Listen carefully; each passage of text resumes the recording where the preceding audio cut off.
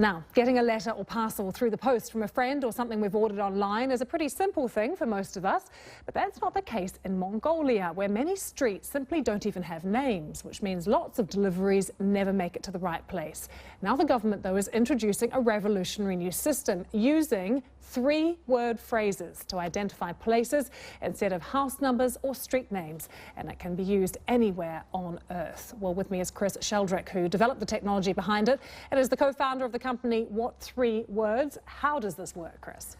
Well, we wanted to make a really easy way to talk about anywhere in the world. So we cut the world into 3-meter squares, so 57 trillion 3-meter squares.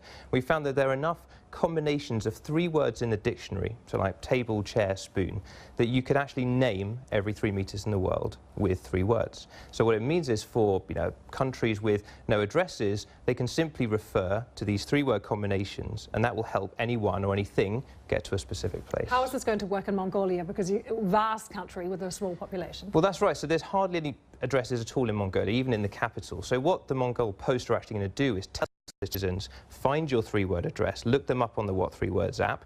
We've named all of those houses, and then they can use those to put on a letter, to put on an e-commerce checkout page, and then the Mongol Post will know exactly where they're going to deliver that post to. I am finding this hard to get my head around. Can you give me an example, say, for here in London, of something sort of centrally in London and how it would work? Well, imagine when you go to Wimbledon Tennis Club, for example, there's 10 car parks and 8 gate entrances, but now you could just put in buck result spend, and that would take you to the exact entrance you wanted to get to. I think everyone can associate with being lost and their sat-nav or app taking them to the wrong place. And what about on the side of Mont Blanc? We've got a good example of that too. Sure. So, halfway up there's a climber's hut there, and that's called Teaspoon Audition Humankind. But, beforehand, how on earth would you have specified that into your app? Now there's just 3 words for it. Absolutely fascinating. Chris, thanks for taking the time to come and explain.